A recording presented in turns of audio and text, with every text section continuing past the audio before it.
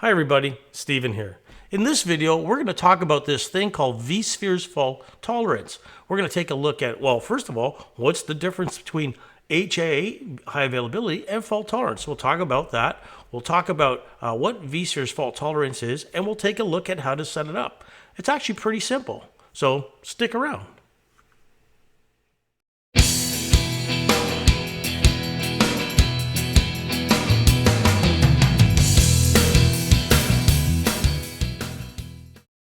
Hi everybody, thanks for sticking around. So this should be a very quick video. I'm going to talk about vSphere's fault tolerance.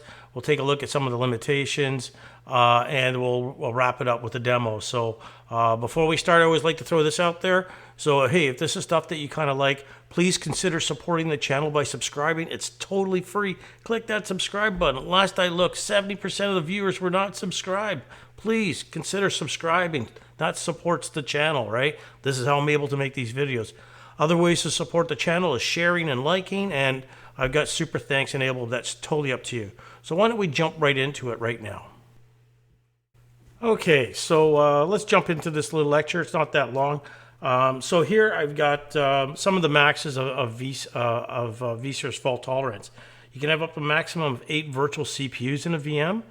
Maximum 128 gigs of RAM in a VM. That might be a big limiting factor for you, depending on your environment. 2 terabyte disks are maxes, up to 16 disks, and 4 VMs per host. All right, this is pretty intense. You're not going to, well, I got 200 VMs. I'm going to do FT on all of them. You're not going to do that, okay? So here I've got a VM running on an ESXi host. Here I got 3 ESXi hosts in this cluster, just to show as an example. Notice my cluster's enabled for vSphere HA. Again, if you don't know what that is, you need to watch my videos on that. So you must have HA set up. I've got some shared storage out here. Again, I don't care what kind it is, as long as it's supported. It could be vSAN, vVols, NFS, whatever, okay, as long as it's supported. All right, so this VM right now is running on this host, and the files that make up this VM are on this data store, let's say, okay? I'm now going to enable fault tolerance. But before I do that, I need to create a network, right, that's enabled for the FT logging or the FT network. Think of like vMotion. When we talk about vMotion, you got a dedicated network for vMotion traffic where you're taking the contents of memory from one VM, firing it across this vMotion network, and then starting up the machine on that other host live while the VM is running. You can think of FT as like a constant vMotion. Contents of memory are being constantly sent across. So you need this network here dedicated. Don't put it on your management network. So a dedicated network for FT traffic. Now, again, you're probably not going to have dedicated switches and dedicated cards like, you know, for vMotion.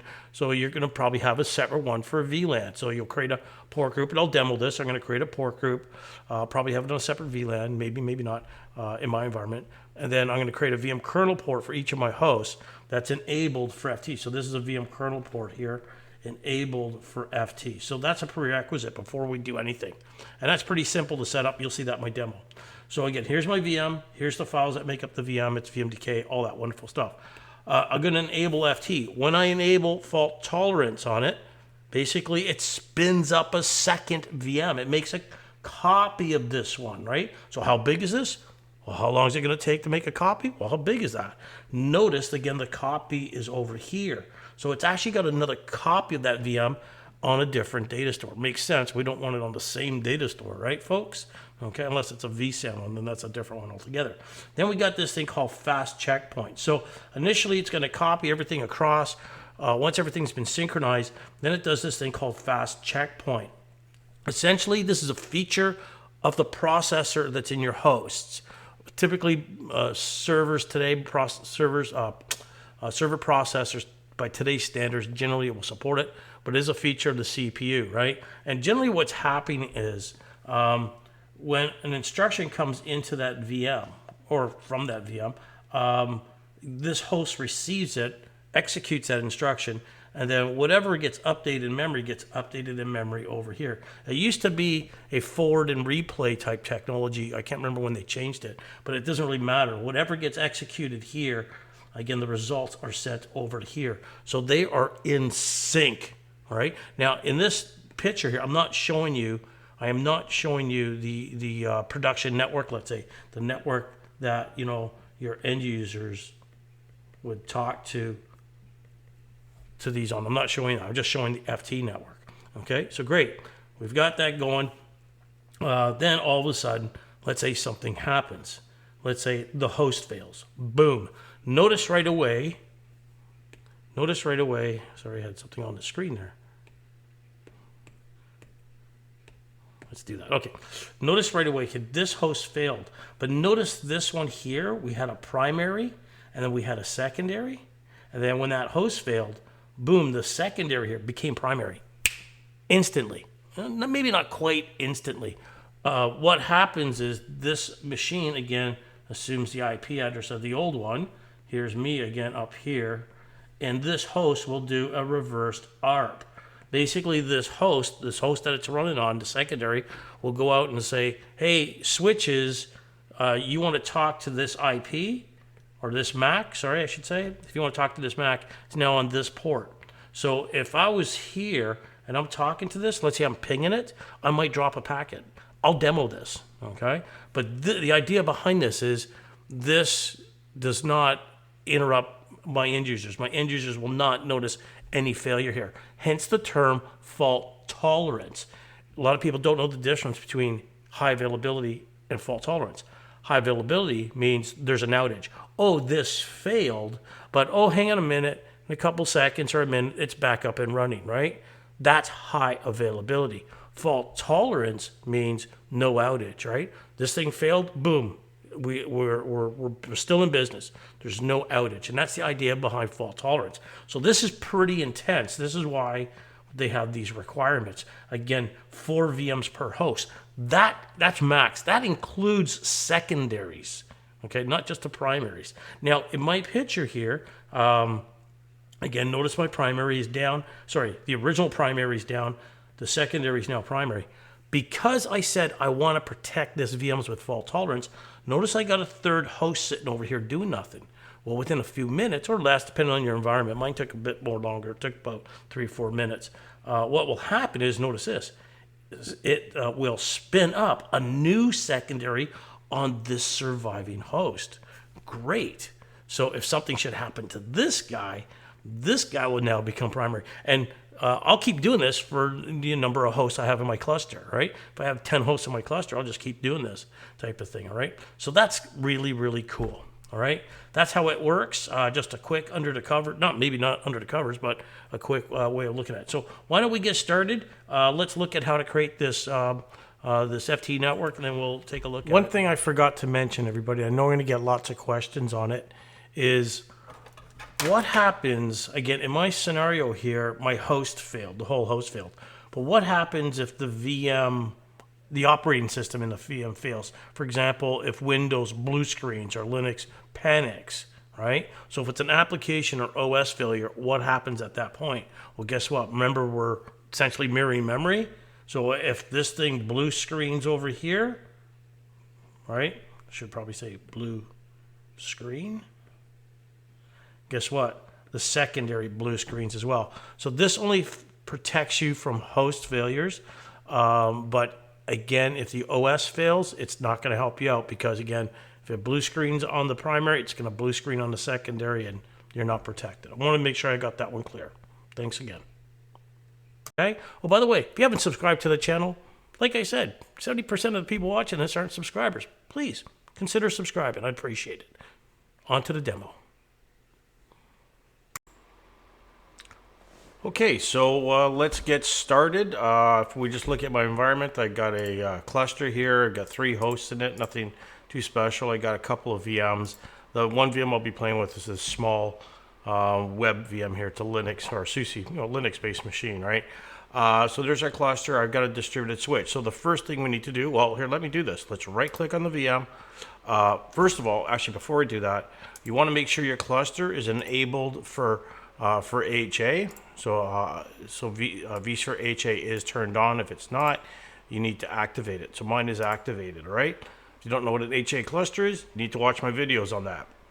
So it's activated. Let's right-click on my VM, and let's go fault tolerance, turn on fault tolerance, and I'm going to get an error.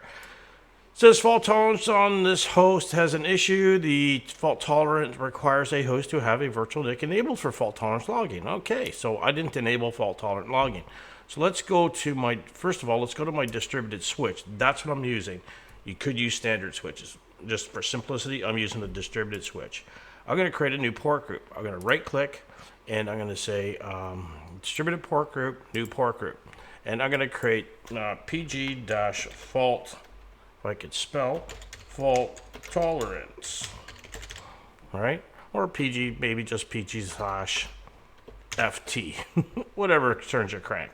So I'm going to go next. I'm going to leave all the stuff at the default here. You're probably going to specify a separate VLAN for it, realistically in the real world, so your customer will give you a VLAN for your fault tolerant traffic, unless you're fortunate enough to have a dedicated network just for that. But in my lab environment, I don't care. All right, I'm just going to go next. I'm going to go finish. All right, that's good enough. Now let's go to each host and create a VM kernel port. You'll see I got a bunch of VM kernel ports already there, vSAN, vMotion, a few other things that I've been demoing in the past class that I actually taught as well. So let me go to add networking on host 1, add networking, and it's actually, sorry, bear with me a second. So we're going to go on the 60 network. Let's go add networking. I'm going to do a VM kernel networking. I'm going to pick that port group I just created. And there's actually one thing I still want to do on that port group, so I forgot, but we'll come back to that. So let's click on next. And then, okay, my MTU size is 9,000. That's the default I set on my switch. Probably a good idea to make sure it's set to that. Now I'm going to go to fault tolerant logging. I'm going to select that. Now it's going to ask me for my IP address. This is the VM kernel port that I'm going to be using for fault tolerant logging, right? So I'm going to type in my IP address 172.20.60.host151 and 255.255.255.0. I'm not going through any gateways. I don't need to worry about that. Everything's going to be on a flat network. I'm going to go next. Gives me a summary. I go finish. I'm going to repeat that 2 more times. So let's go add networking, VM kernel, pick the FT port. Let's pick fault tolerant logging. And that's why it was complaining, because I didn't have an adapter set for that. 172.20.60.52, host 2, and 25. Oh, and I'm going to leave that. If I had a gateway, if the hosts were on different subnets, I would specify a gateway. I don't have to worry about that. And let me just do it one more time here. Port group FT. Make sure I select FT logging. Next. Static. And then 172.20.60.53 is this host. And I get your address as well. It'll be different than mine. There, I'm done. There's one thing I want to do on that port group. Let's go back to there, that port group, edit settings. I'm going to go to teaming and failover. Right now, my distributed switch is set up with 4 uplinks.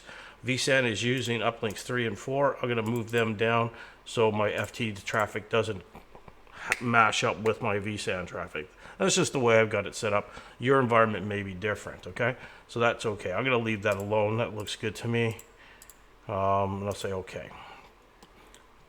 Ideally, it'd be nice if I had dedicated cards for this, but I don't, all right?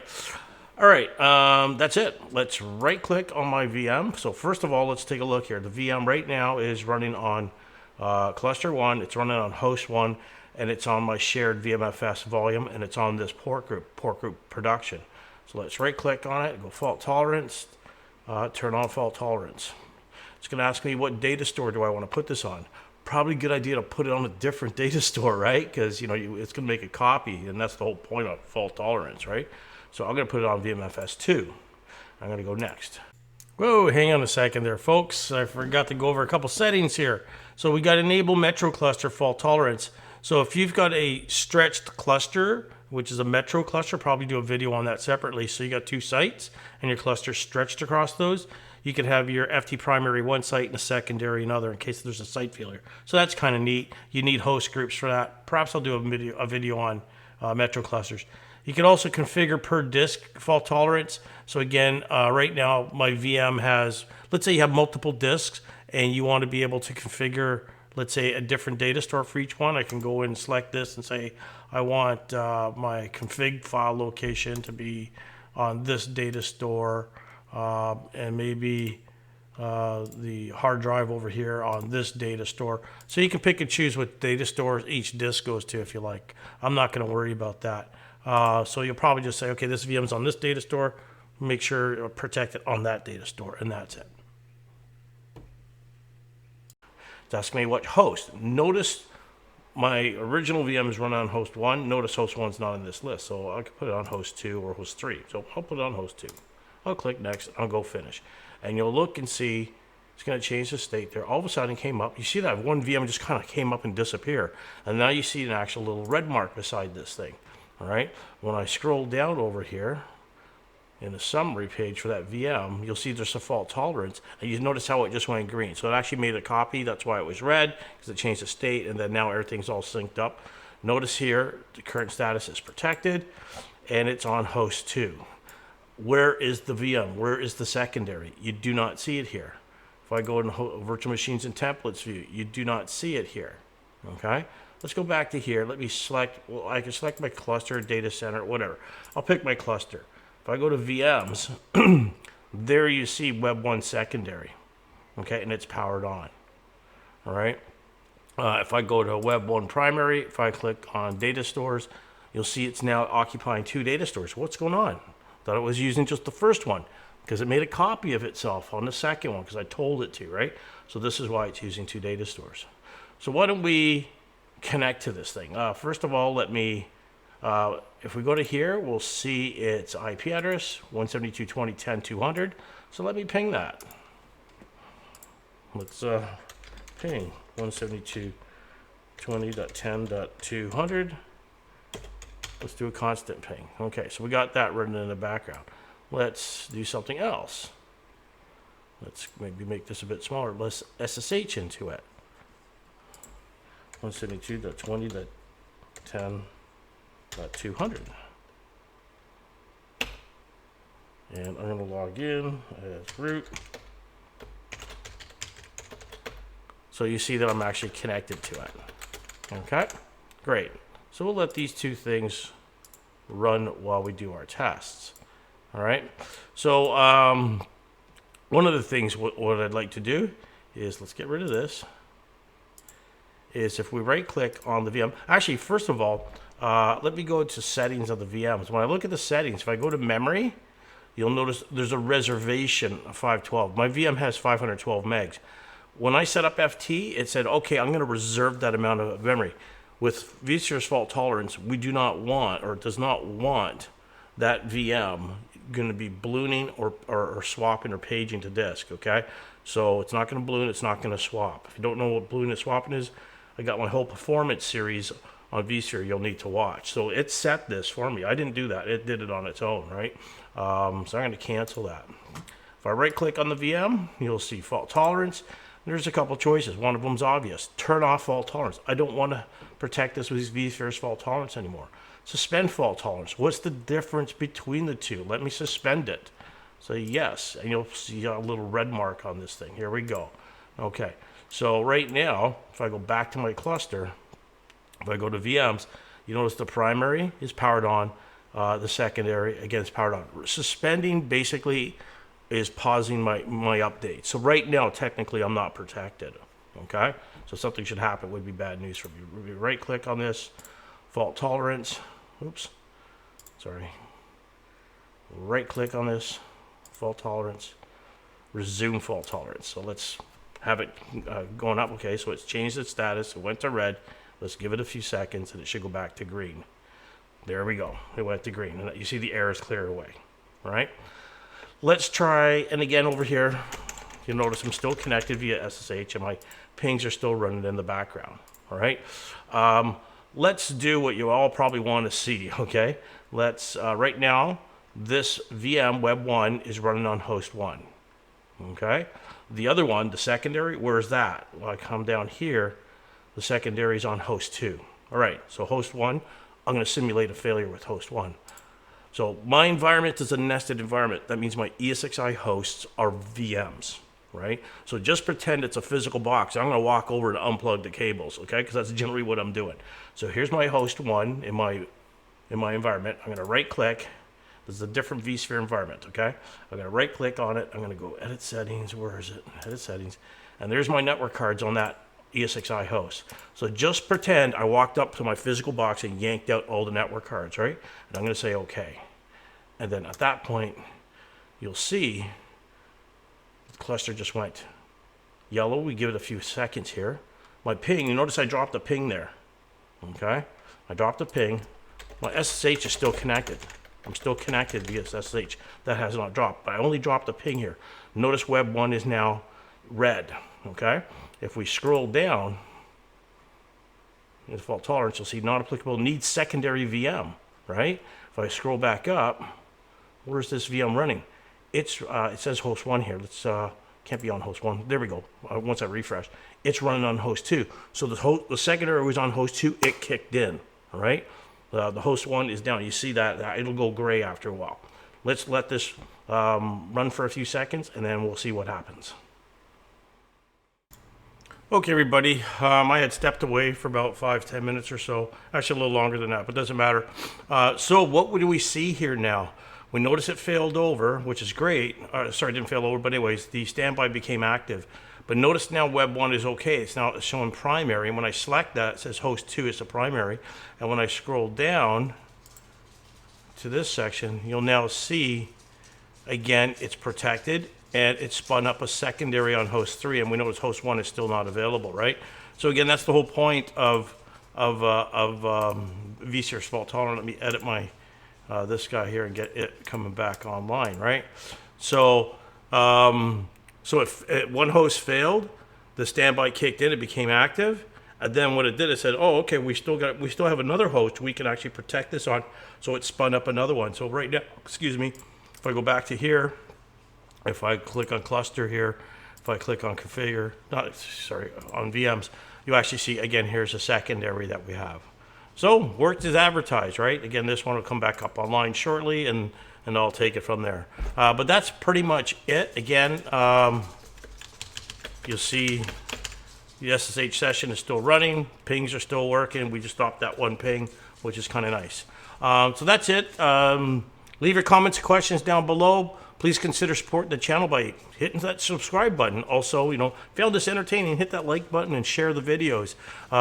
If you got any questions or if you want to see me cover something particular, leave the comments down below and I'll see what I can do about covering that stuff. All right? That's it. Thanks again, and see you in the next one. Bye for now.